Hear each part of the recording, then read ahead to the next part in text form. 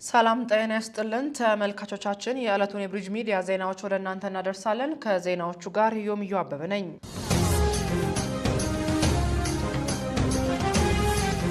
የሃኖይ ጉባኤ አነስተኛ ቢሆኑም በሚገባ የተቀናጁ የፒ4ጂ ፕሮጀክቶች ትርጉም ያለው ውጤት እንደሚያስገኙና ለማሳደግም ትልቅ አቅም ያላቸው መሆናቸውን አሳይቷል ሲሉ የኢፌዴሪ ጠቅላይ ሚኒስትር ዶክተር አብይ አህመድ ገለጹ።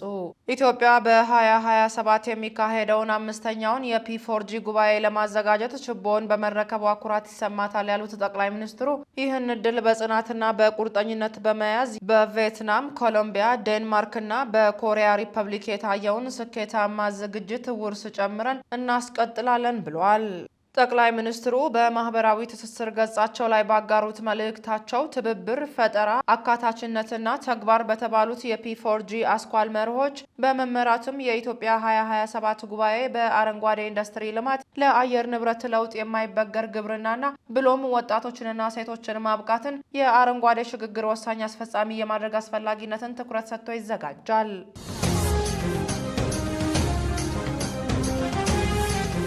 ኢትዮጵያና ቪየትናም በግብርናው ዘርፍ በተለይም በሩዝ ልማት በትብብር መስራት በሚቻልበት ሁኔታ ላይ ተወያይተው የጋራ መግባባት ላይ ደርሰዋል። ዘላቂና ሕዝብን ማዕከል ያደረገ አረንጓዴ ሽግግር በሚል ጭብጥ እየተካሄደ ባለው የ2025 ፒ4ጂ ቪየትናም ጉባኤ ላይ ከአረንጓዴ አብዮት ጋር የተጣጣመ ዘላቂና ሕዝብን ማዕከል ያደረገ አረንጓዴ ሽግግር በሚል ጭብጥ እየተካሄደ ባለው የ2025 ፒ4ጂ ቪየትናም ጉባኤ ላይ ከአረንጓዴ አብዮት ጋር የተጣጣመ ዘላቂ የስርዓተ ምግብ ሽግግር ላይ ያተኮረ የሚኒስትሮች መድረክ ተካሂዷል። በመድረኩ ኢትዮጵያ ልምዷን ያካፈለች ሲሆን በዚህም ሀገሪቱ ሁሉን አቀፍ የስርዓተ ምግብና ኒውትሪሽን ፍኖተ ካርታ አዘጋጅታ እየተገበረች እንደምትገኝ በመድረኩ ላይ ቀርበዋል። በተለይም ሀገር በቀል የአረንጓዴ አሻራ፣ የስንዴ ልማትና የሌማት ትሩፋት ፕሮግራሞች ዘላቂ የምግብ ስርዓትና ለአየር ንብረት ለውጥ የማይበገር ግብርናን ለማረጋገጥ መሰረት እየጣሉ መሆናቸውን ገልጸዋል። ከመድረኩ ጎን ለጎን የግብርና ሚኒስትሩ ዶክተር ግርማ አመንቴ ከቪየትናም አቻቸው ጋር በግብርናው ዘርፍ ላይ በተለይ በሩዝ ልማት በትብብር መስራት በሚቻልበት ሁኔታ ላይ መግባባታቸውን የግብርና ሚኒስቴር መረጃ ያመለክታል።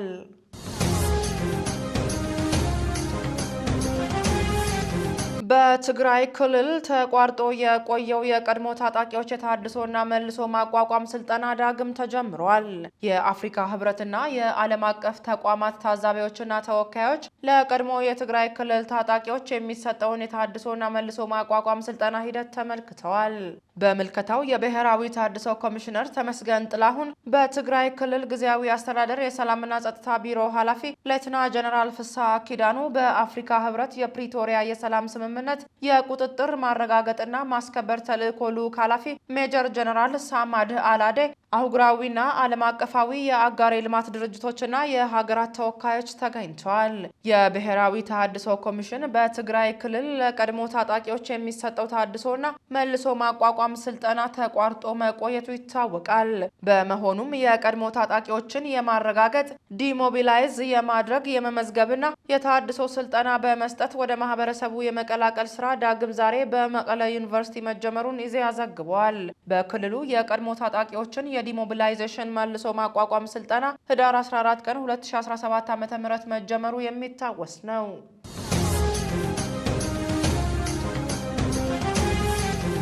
በኦሮሚያ ክልል ምስራቅ ወለጋ ዞን ሀሮ ሊሙ ወረዳ የኦሮሞ ነጻነት ሰራዊት አባልና የቡድኑ መሪ ኩምሳ ድሪባ ወይም ጃልመሮ የቅርብ ሰው የነበሩት ሾዴ በመንግስት የጸጥታ አካላት መገደላቸውን ተከትሎ በተፈጸመ የበቀል ጥቃት 29 ሰዎች መገደላቸውን ነዋሪዎችና የሟች ቤተሰቦች ገለጹ።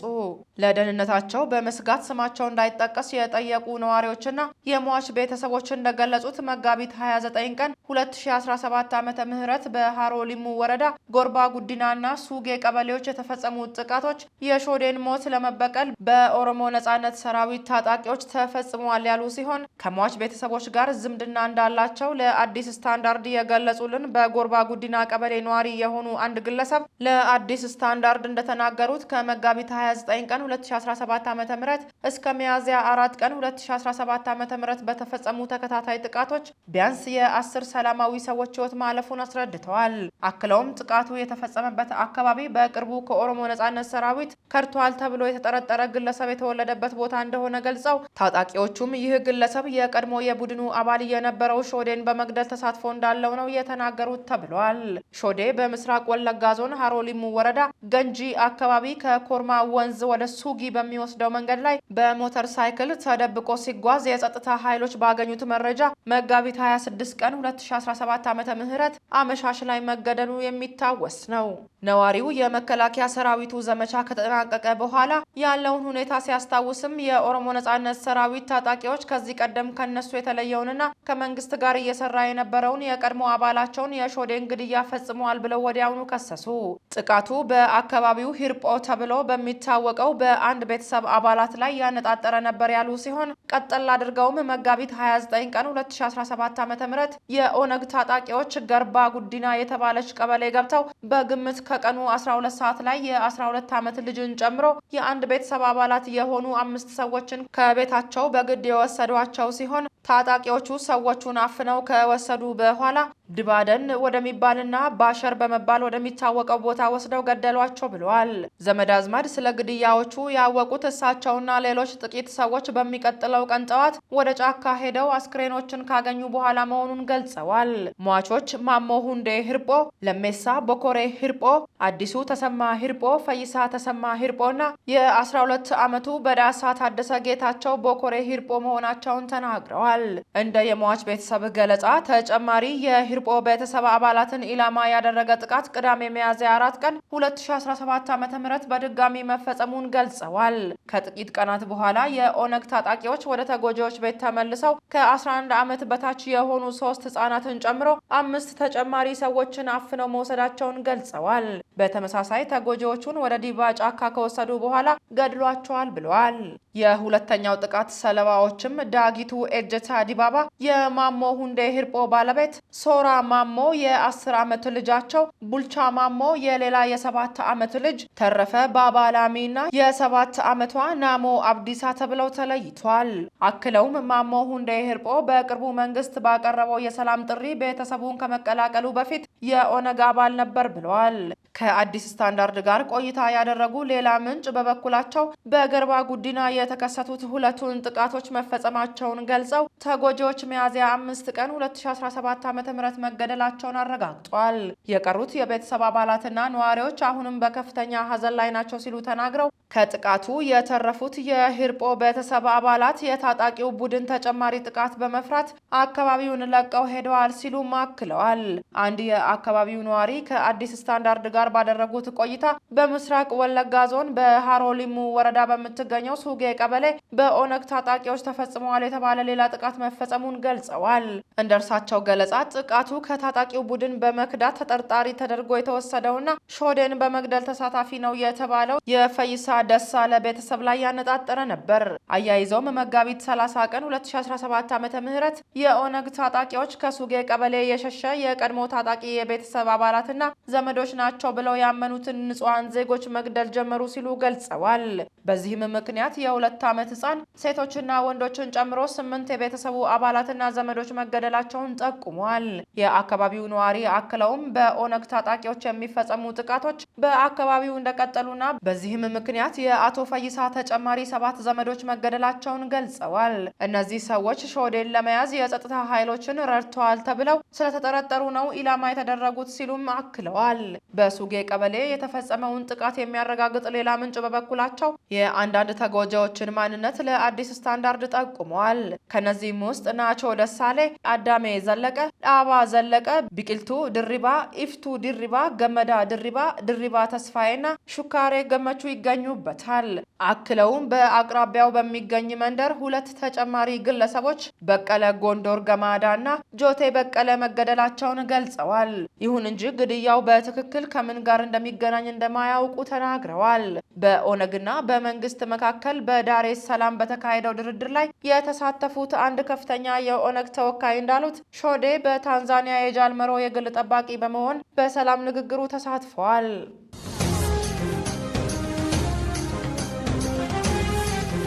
የዓለም የጤና ድርጅት ዋና ዳይሬክተሩ ዶክተር ቴድሮስ አድሃኖም የ2025 የታይም መጽሔት የዓለማችን 100 ተጽዕኖ ፈጣሪ ሰዎች ዝርዝር ውስጥ መካተታቸው ተገለጸ።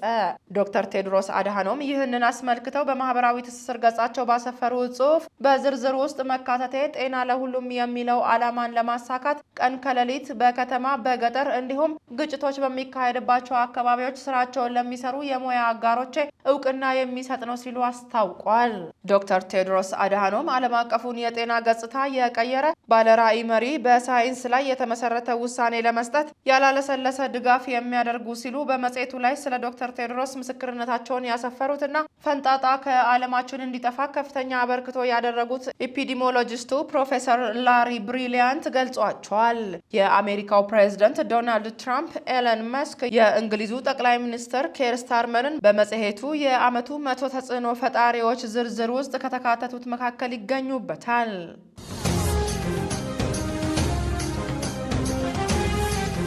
በርካታ ገንዘብ የያዙ በማስመሰል ከፊትና ከኋላ 200 ብሮች በማድረግና ባለ 10 ብሮችን በመጠቅለል የማጭበርበር ወንጀል ሊፈጽሙ የነበሩ ተጠርጣሪዎችን በግል ተበዳይ ጠቋሚነት በቁጥጥር ስር አውሎ ምርመራ እያጣራ መሆኑን የየካ ክፍለ ከተማ ፖሊስ መምሪያ ገለጸ።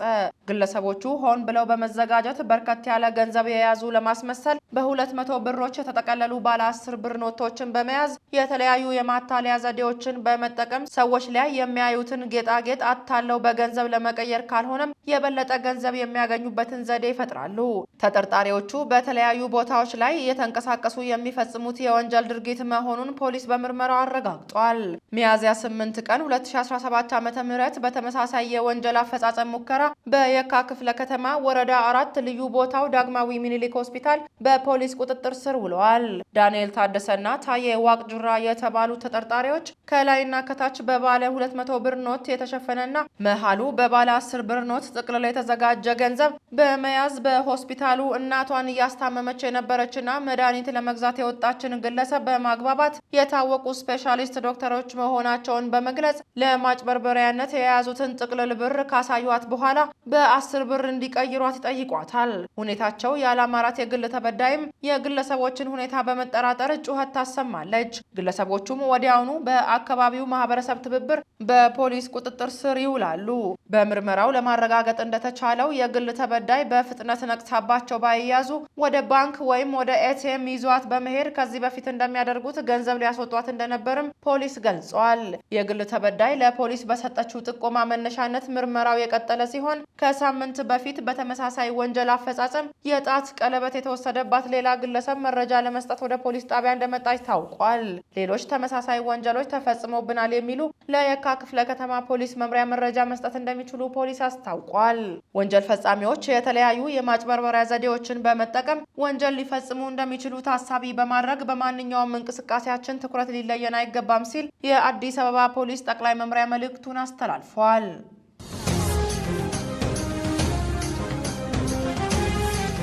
የውጭ ዜና። በሱዳን ያለውን ጦርነት እንዲያቆም የተዘጋጀው የለንደን ጉባኤ ያለ ስምምነት ተጠናቋል።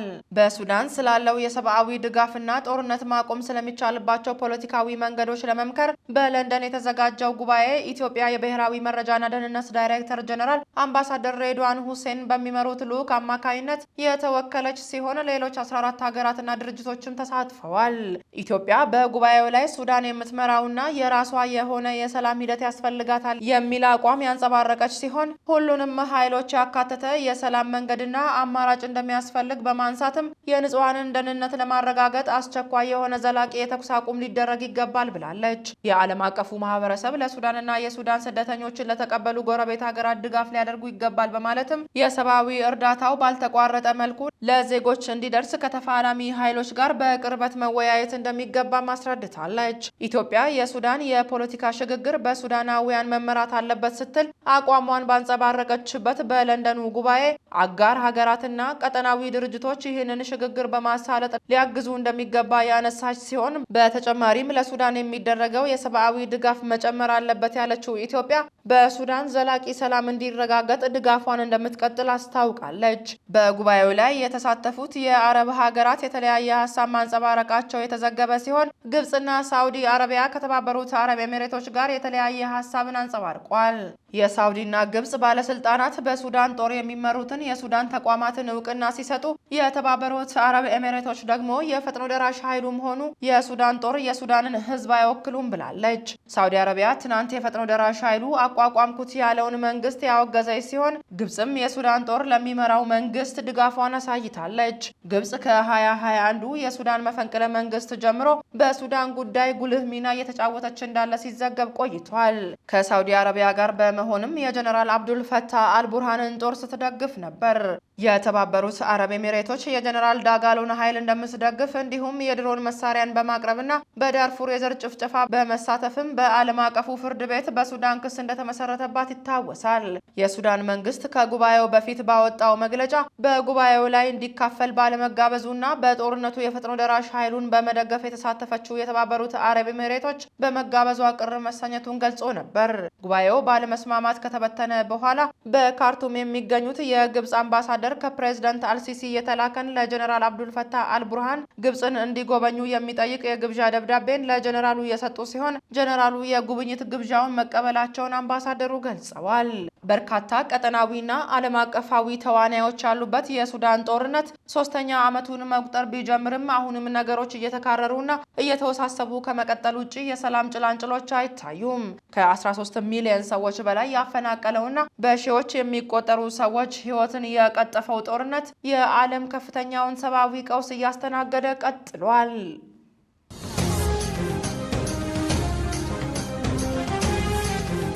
ዜና ቢዝነስና ኢኮኖሚ።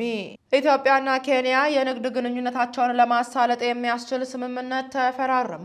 የንግድና ቀጠናዊ ትስስር ሚኒስትር ዶክተር ካሳሁን ጎፌ በማህበራዊ ትስስር ገጻቸው ባሰፈሩት መረጃ ትናንት የተጀመረው የኢትዮ ኬንያ የድንበር ላይ ንግድ ድርድር መቋጨቱን ገልጸዋል።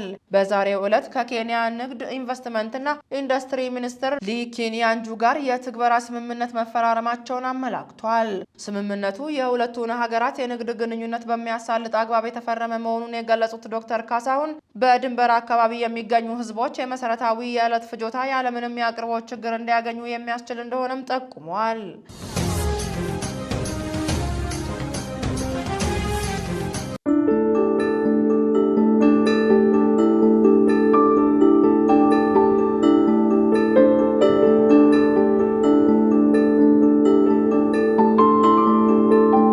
ተመልካቾቻችን የዕለቱ የብሪጅ ሚዲያ ዜናዎቻችን እኚህን ይመስሉ ነበር። ጠቅላይ ሚኒስትር ዶክተር አብይ አህመድ በ2025 ፒ4ጂ ቪየትናም ጉባኤ መክፈቻ ላይ ያደረጉትን ንግግር በመጋበዝ ለመላው የክርስትና እምነት ተከታይ ለሆናችሁ የሚዲያችን ተከታታዮች መልካም የስቅለትና የትንሣኤ በዓል እንዲሆንላችሁ እንመኛለን። መልካም ምሽት።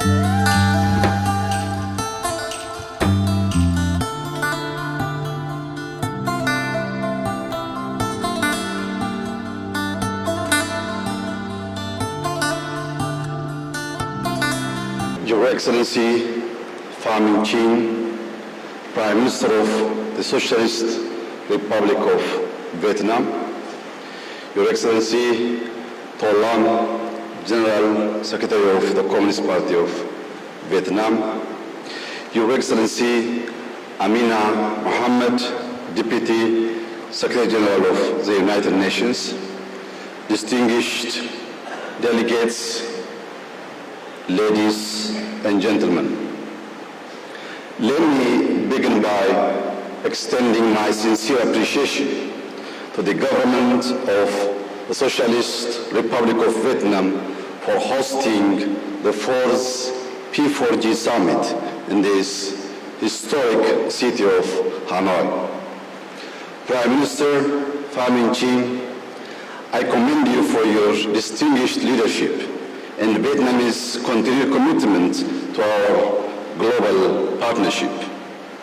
While much has been said about the threats posed by climate change and underdevelopment, meaningful progress toward sustainable development and climate resilience remain limited.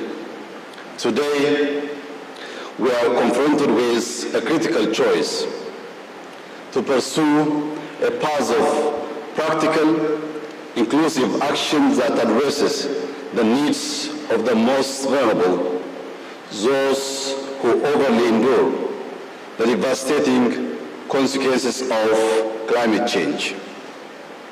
Ethiopia, aligned with the 2030 Agenda for Sustainable Development and the African Union Agenda 2063, has charted an ambitious course towards achieving net zero emissions and building a climate-resilient economy by 2050.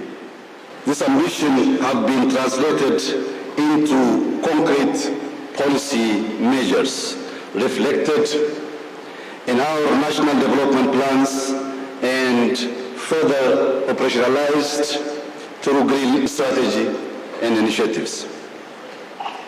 A prime example is our Green Legacy Initiative, under which we have planted 40 billion seedlings since 2019.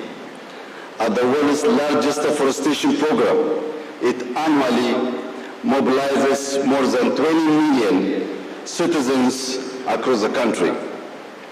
The initiative aims not only to expand forest cover, but also to enhance food and nutrition security through increased fruit tree planting, restore degraded landscapes, and promote soil and water conservation. Between 2019 and 2023 alone, we have increased our forest coverage by a remarkable 6.4%.